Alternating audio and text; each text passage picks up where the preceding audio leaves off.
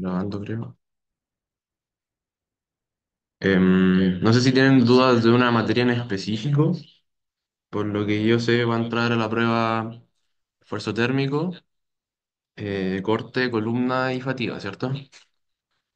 Entonces, yo sé que en temas de esfuerzo térmico y corte lo alcanzamos a revisar antes que me ausentara. Columnas no, fatiga tampoco. Así que díganme ahí por el chat o hablen ahora mismo. Si quieren revisar algo en particular o revisamos la pauta del control.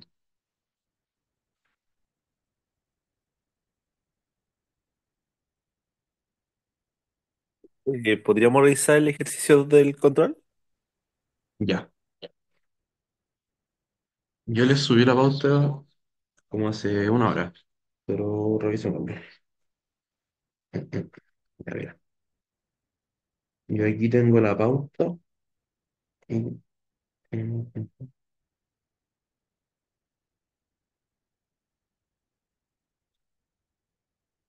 aquí está el control, ¿cierto?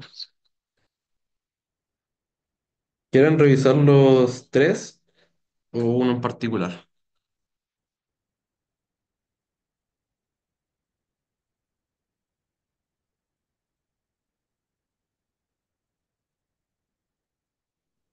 El 2 y el 3. Ya. Ya.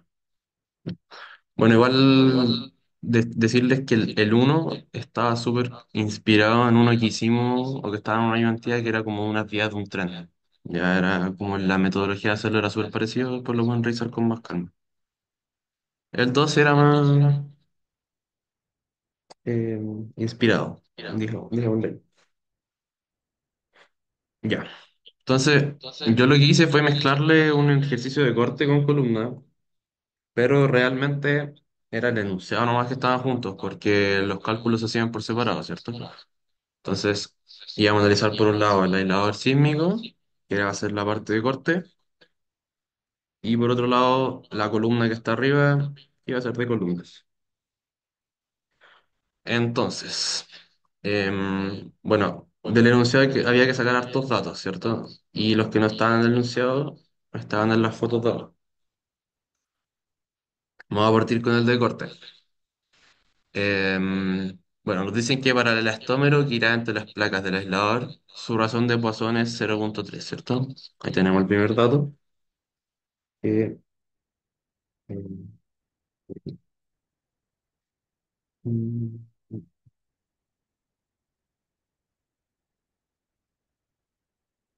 ¿Se ve el láser? Sí. ¿Cierto? Ahí está el primer dato, el Poisson. Después se conoce su gráfico de estrés strain, ¿cierto? Entonces vamos a usar este gráfico acá, que ese va a servir solo para el elastómero, ¿cierto? No se va a ocupar para la columna después. Y esto nos relaciona el esfuerzo normal, ¿cierto? Sigma, con la deformación longitudinal. Para el elastómero, ¿cierto? Para la parte que está acá al medio del aislador sísmico, que es lo que estamos analizando. Después nos dicen que el máximo esfuerzo de corte para que el material no pase a rango plástico es de 350 megapascales, ¿cierto? Entonces nos están dando el esfuerzo de fluencia, pero de corte. Y es este dato de acá, ¿cierto? Un tau. Te lo estoy dando directamente. Y aquí viene la pregunta. Nos dice, determine las dimensiones del aislador sísmico para que trabaje en rango elástico. Si la aceleración es producida, ya, esto era texto. Allí lo importante es rango elástico, nos dicen la carga, y son 240.000 kilonewton, justo, y nos dicen el máximo desplazamiento permitido, ¿cierto? 0,8. Entonces, nuestros datos finales van a ser el Poisson, el tau máximo. Aquí vamos a poder calcular el E, ¿cierto? Con esa pendiente. Tenemos el desplazamiento máximo y tenemos nuestra carga de corte. Y nos piden calcular las dimensiones. ¿cierto? Del elastómero. Nos piden H, nos piden B y nos piden A. Entonces, ¿qué les recomiendo yo aquí? Que separen en dos partes el ejercicio, ¿cierto? O sea, ya lo estamos separando en dos, una parte es corte y otra es columna. Dentro de corte, vamos a volver a hacer una subdivisión. Entonces, lo primero que vamos a hacer va a ser calcular el H, ¿cierto? La altura del elastómero. Y esto lo vamos a poder calcular con el desplazamiento máximo que nos dan, ¿cierto? Que si después lo retratamos aquí en un triangulito que es el de acá, el desplazamiento va a ser la parte de arriba y nos va a relacionar mediante la deformación angular con la altura. Entonces, este dato lo tenemos, esto aún no. ¿Cómo vamos a calcular esta deformación angular? La deformación angular lo vamos a calcular mediante ley de Hooke, pero para corte, ¿cierto? Entonces, tenemos que el corte va a ser igual a G por la deformación angular. Si vemos esta fórmula, el tau lo conocemos y el G no. Y la deformación angular es lo que estamos buscando, ¿cierto? Entonces, tenemos que calcular el G. ¿Cómo calculamos el G? Con esta fórmula de acá, que nos relaciona Poisson con el módulo de elasticidad. Poisson es dato y el módulo de elasticidad lo vamos a calcular del gráfico que está en el ejercicio, ¿cierto? Como les comenté. Entonces, como vamos a trabajar en rango elástico, nos vamos al final de nuestra recta, ¿cierto? Porque dijimos que cuando se rompe esta recta es cuando termina el rango elástico, ¿cierto? Ahí está la fluencia. Entonces vamos a tener un sigma, vamos a tener una deformación. Entonces, sigma dividido en la deformación nos va a dar el módulo de elasticidad, que es el resultado de acá, ¿cierto? ¿Se entiende? ¿Se escucha? Va bien por ahora? Ya. Después ingresamos los datos que tenemos en la fórmula y vamos a calcular el G, ¿cierto? Y ahí obtenemos el valor de G metiendo el Poisson acá y el módulo de elasticidad acá arriba. Nos dan los 48.000 megapascales. Teniendo este dato, vamos a poder calcular la deformación angular, ¿cierto? Que es lo que les puse acá, que es despejando la deformación angular de esa forma. Entonces, volvemos a ingresar los datos. Como estamos en límite elástico, nos sirve el esfuerzo de fluencia de corte. Entonces usamos ese dato, usamos el G que calculamos y nos va a dar una deformación angular en radianes, ¿cierto? Adimensional, que es 0,0072. Luego, como estamos buscando la altura, y les comenté anteriormente, les recomiendo que se empiece a ganar ese triangulito, ¿cierto? Que es como una parte de lo que está deformando nuestro aislador, ¿cierto? El resto del aislador sería para acá, ¿cierto? Pero a nosotros nos interesa analizar la esquina de arriba, como por decirlo. Entonces, a partir de esto, como ya tenemos el desplazamiento máximo que viene dado por el ejercicio, calculamos nuestra deformación angular, vamos a sacar h, que va a ser nuestra primera dimensión. Y esto se hace así, metemos datos y nos da que aproximadamente son 110 centímetros, ¿cierto? Entonces, ingresamos el primer dato acá. Luego, queremos calcular el B y el A, ¿cierto? Y dentro del enunciado, em, déjenme buscar dónde estaba. Ya. Al final del tercer párrafo dice que la placa superior debe ser con forma cuadricular, ¿cierto? Entonces esto nos da una pista para calcular. Vamos a decir que esto es un cuadrado. Si lo vemos en planta, va a ser un cuadrado, ¿cierto? Por lo tanto, el A tiene que ser igual a B para que sus lados sean iguales. Ya. Em, y de las fórmulas que conocemos, la que nos relaciona el área, que es lo que nos va a dejar calcular las dimensiones a posteriori, es que el tau va a ser igual a la carga de corte dividido en el área, ¿cierto? Que es lo que les puse aquí. El tau lo tenemos en nuestro tau de fluencia, la carga nos la dan, entonces despejamos el área. Y bueno, ahí me comí un igual, pero da ese resultado. Entonces, aquí está lo que les dije anteriormente, que los lados tenían que ser iguales, por lo tanto, para saber cuál va a ser nuestro lado, como sabemos que el área de un cuadrado es igual al lado por el lado, o A por B, y como son iguales, vamos a decir que es, no sé, A al cuadrado. Entonces queremos despejar el A, le aplicamos la raíz y nos da una unidad de medida lineal, ¿cierto? Que se traduce en los 82,8 centímetros. Y con eso sacábamos las tres dimensiones, ¿cierto? Era parecido a un ejercicio de corte que habíamos hecho en una de las ayudantías. ¿Queda claro la parte de corte? Sí, sí, sí, no, no hay problema en dejarlo en metros o en milímetros. Lo importante es que sean, o sea, que sea el mismo, si se hace la transformación de unidades, que sean los mismos valores.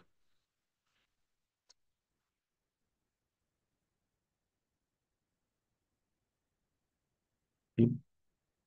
¿Todo claro con corte?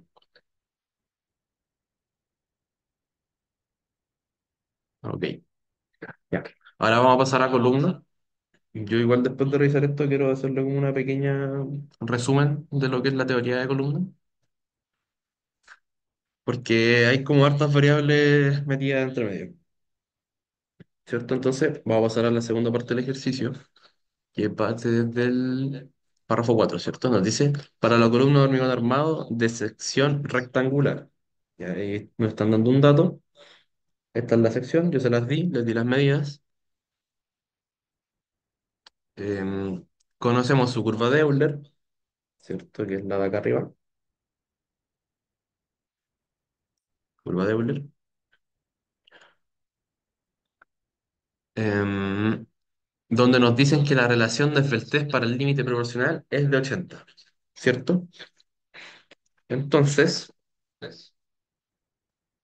em, nosotros lo que vamos a hacer va a ser que mediante el dato de los 80 vamos a fijar una intersección con el gráfico y esto nos va a entregar un esfuerzo, ¿cierto? Porque estamos trabajando con sigma. Y este esfuerzo, que da 60, va a ser nuestro esfuerzo de fluencia, ¿cierto? Porque como nos dicen que es la relación de Peltés para el límite proporcional, es la relación de Peltés donde se rompe el rango elástico, ¿cierto? Entonces, si no me equivoco, eh,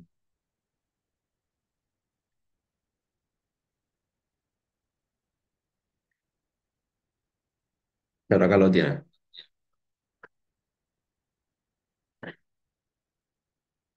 Si se fijan, eh, son la misma, o sea, no son la misma curva, pero es una curva de Euler, una con las notaciones más teóricas y otra para el ejercicio.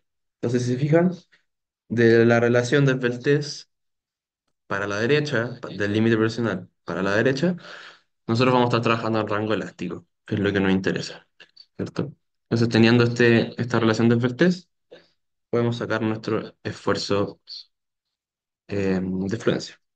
¿No? Después voy a revisar un poquito más el gráfico. Esto está bien.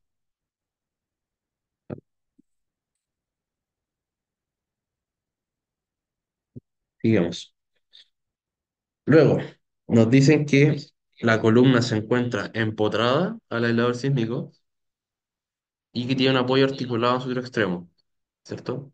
Yo se lo dejé con negrita porque esto era un dato que influía también dentro del problema. Espérame. En este caso decía que era 80, como si no nos dan cualquiera. Ejemplo, según el tráfico. Eh,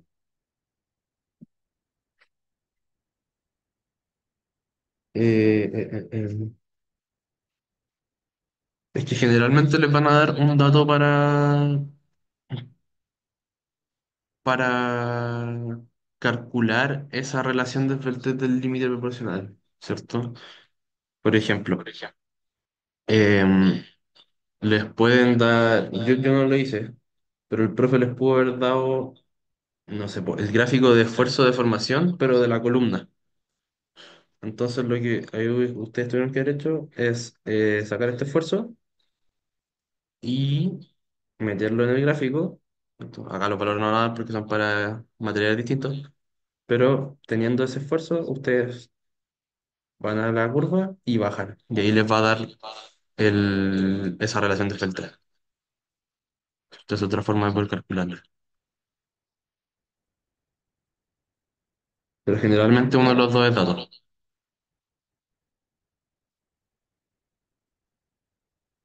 Voy a seguir. Ya. Como les comentaba, les dejé en negrita estas anotaciones porque influye en el K, ¿cierto?